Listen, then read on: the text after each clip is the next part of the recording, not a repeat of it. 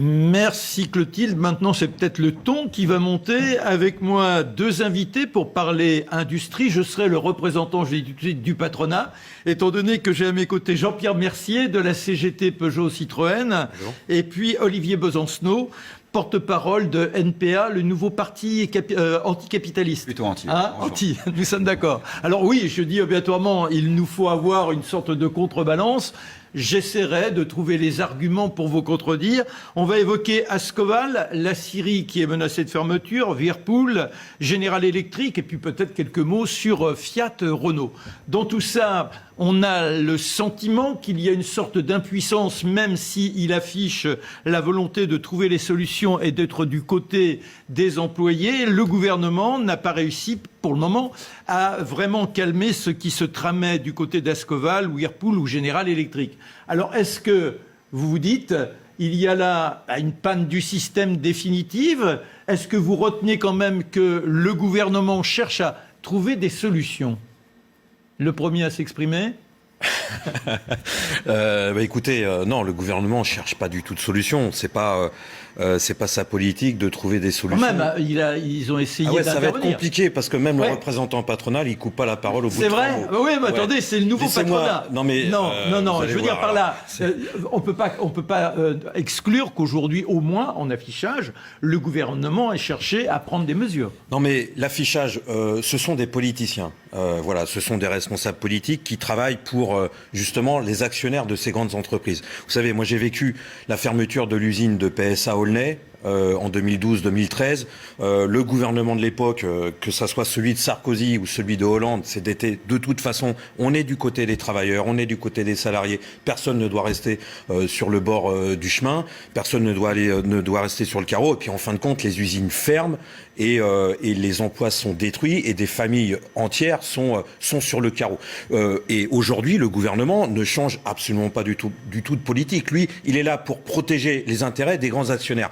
Les travailleurs, les salariés, c'est juste une variable d'ajustement dans toutes ces affaires. Mais est-ce que, et là je me tourne vers Olivier Besancenot, est-ce que le gouvernement, quel qu'il soit, vous avez dit, celui... Gauche ou droite, c'est pareil. Oui, non mais est-ce qu'il n'y a pas simplement une impuissance du politique? Comment dire à telle entreprise qui essaie de rentabiliser son activité, il faut prendre telle mesure alors qu'elle est condamnée à une sorte de course en avant. Il y a quand même une sorte de logique économique. Il y a une logique économique que je ne partage pas et qui est absolument scandaleuse, qui consiste à dire que si les pouvoirs publics tapaient du poing sur la table pour réclamer simplement le maintien de la production et que personne ne reste sur le carreau dans les entreprises que vous venez de citer, par exemple, Ascoval, Whirlpool, General Electric, on pourrait parler aussi des salariés de Ford Blancfort à Bordeaux, il y a plus de 900 emplois et on pourrait allonger la liste, on va dire que c'est de l'ingérence dans l'économie privée. Ce serait de l'ingérence dans l'économie privée. Ingérence dans l'économie privée qui, au jour le jour, ne révolte et n'inquiète absolument personne, puisqu'il faut quand même rappeler à ceux qui nous regardent qu'au jour le jour, on donne énormément d'argent public, l'argent du contribuable, l'argent de nos impôts, à ces entreprises privées, soit pour que, soi-disant, elles ne délocalisent pas, soit tout simplement pour qu'elles s'installent. Et quand il s'agirait simplement de dire il y a du détournement d'argent public, on va reprendre l'argent qui a été volé, et dans ce sens-là, on nous dit c'est pas possible. Non, mais en l'occurrence, l'État donne de l'argent à ces entreprises. Oui, c'est-à-dire qu'il tente quelque chose. C'est toujours dans un sens. Et quand il donne à l'entreprise, c'est-à-dire que c'est dans le sens d'espérer qu'il y aura une solution et que l'emploi... Et quand l'entreprise décide de partir, on est aux abonnés absents. Non, mais est-ce qu'il est possible... 30 millions d'euros. 30 millions d'euros de subventions publiques. On a même eu d'ailleurs des élus de différentes obédiences politiques localement qui ont quand même dit c'est un peu fort de café, l'argent qu'on vous a donné, faudrait nous le reprendre. Moi j'attends le jour où on est des collectivités locales, où on est un gouvernement qui attaque ne serait-ce que ça, ce serait même pas la révolution, en justice ces groupes-là pour détournement d'argent public. Mais simplement pour vous dire que la volonté politique est pas. Et quant à l'effet d'affichage, pardon de le dire, quand on parle de General Electric, alors là c'est carrément se foutre de la gueule du monde. On a aujourd'hui 1000 travailleurs qui sont en train de trembler, à qui évidemment on apporte toute notre solidarité en les soutenant d'ores et déjà dans leur mobilisation, mais c'est un dossier éminemment politique puisque c'est en plus un bilan qui est quasiment taillé sur mesure comme un bilan personnel de la politique de Macron dans le démantèlement d'Alstom. Il n'en reste pas moins. Imaginons qu'il y ait devant les tribunaux une plainte qui soit portée contre les entreprises qui ont détourné l'argent.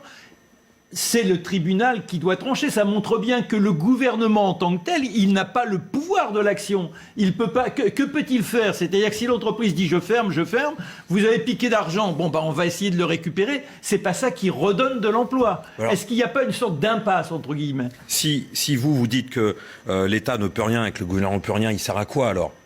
Et or, on se rend compte qu'il a une politique économique.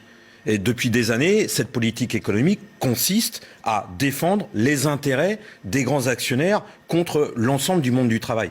Face à une fermeture d'entreprise, qui est un combat extrêmement dur, parce qu'on a tout le monde, on se rend compte, quand on est un travailleur, quand on est un militant, on a tout le monde contre soi. On a les élus politiques, on a le gouvernement, on a évidemment le patronat, et même peut-être on peut avoir bien plus que ça. Et moi, je reste convaincu que en face de nous, il faut que les travailleurs ils aient conscience qu'ils ne peuvent compter que sur leur force, que sur eux-mêmes, sur leur force collective, leur combat, les luttes sociales. Il n'y a que ça qui pourra faire reculer à la fois patronat et gouvernement. Jean-Pierre Mercier, Olivier Besancenot, on peut comprendre de toute façon qu'on se batte pour son emploi, ça paraît légitime. Il n'en reste même pas vital. moins... C'est non, même mais vital. c'est vital. Il n'en reste pas moins que à un moment donné, il y a ces logiques économiques dans un monde globalisé. Est-ce que véritablement, on lutte, mais si on vous dit il n'y a plus de marché, qu'est-ce qui se passe? Parce que dans votre logiciel, dans votre cerveau, la logique économique, la conséquence de la logique économique, c'est les travailleurs doivent perdre leur emploi. Non, mais c'est pas ce que je dis. Parce que, mais c'est ce qu'on nous explique à longueur de plateaux de télévision, à longueur de journaux, et ce que les politiciens nous expliquent, c'est que de toute façon, on vit dans un marché où l'entreprise doit faire des bénéfices, etc. Mais tous les bénéfices qui ont été accumulés d'ici là. Regardez PSA. PSA fait des milliards de bénéfices, 3,3 milliards, et pourtant on va fermer 2 usines en France. Ford a fait milliards sur milliards de bénéfices et veut fermer l'usine à Bordeaux.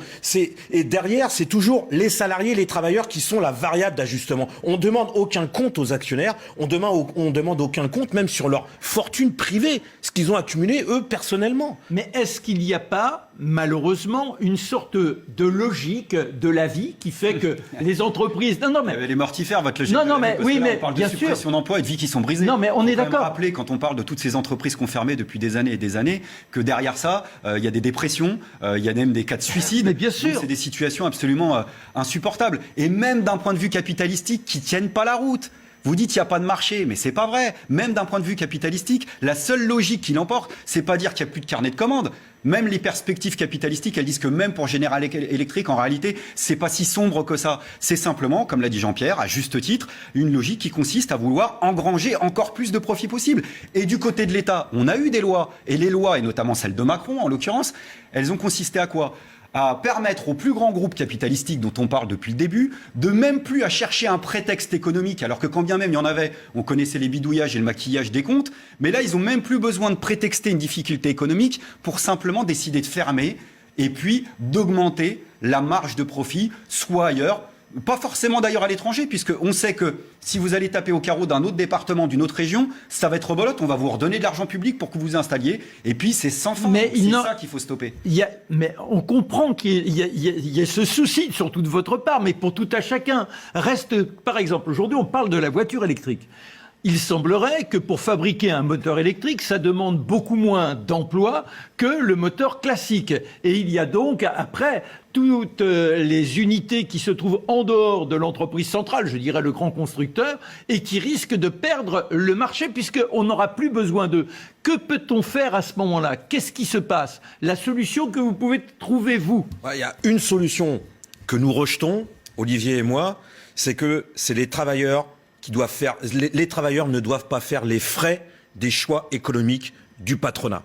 Voilà, un point, c'est tout. Non, parce que nous sommes non mais ça il faut comprendre. Si vous comprenez pas ça, vous pouvez pas nous comprendre et vous pouvez pas comprendre les travailleurs qui luttent.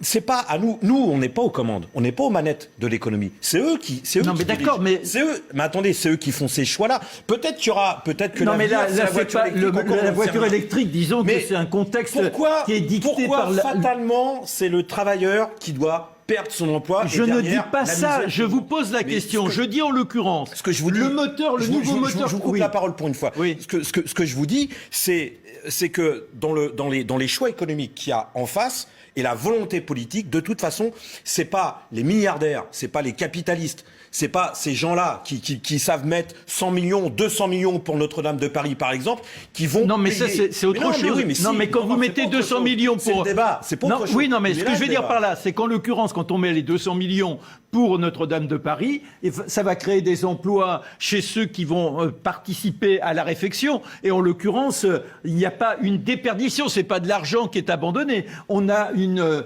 mobilisation ouvrière qui va se faire et qualifiée en plus. L'argent existe. La France n'est pas un pays pauvre. Ces bourgeois, ces familles bourgeoises ont réussi en moins de 48 heures à mettre 1 milliard sur la table pour une cause. Voilà, la reconstruction de Notre-Dame de Paris. Mais la cause du chômage, la cause de la bataille contre la misère, ça vaut pas le coup, ça. Donc ça veut dire que pour maintenir l'emploi, quand vous posez le problème de la transition écologique du Oui, moteur enfin, électrique, de pans d'économie ce n'est pas qui, à un l'emploi. moment donné, Nous, ne fonctionnent Ce qu'on plus. dit, c'est pas aux travailleurs de payer, c'est aux riches, c'est aux milliardaires de taper dans leurs économies, de taper dans leurs milliards. Je me tourne vers Olivier Besancenot. Taper dans leurs milliards, c'est une chose. Il n'en reste pas moins que si j'ai plus besoin de moteur, la fabrique, en l'occurrence, elle n'existe plus. Que fait-on à ce moment-là ça veut dire que c'est une autre organisation de la société, mais il y a bien une impuissance même du gouvernement. On fabrique plus de moteurs, on fabrique plus de moteurs. Non, mais vous pouvez répéter impuissance étatique sur tous les tons. Mais bon, là, pour l'instant, il fait beau, donc il va finir par pleuvoir. Arrêtez-vous 30 secondes. On parle de cas précis. C'est pas les grandes mutations industrielles inexorables en cours qui justifient les licenciements dont on est en train de parler. General Electric, anciennement Alstom, passe ses commandes auprès de qui? C'est pas une entreprise privée qui fonctionne comme ça et qui tourne en l'air.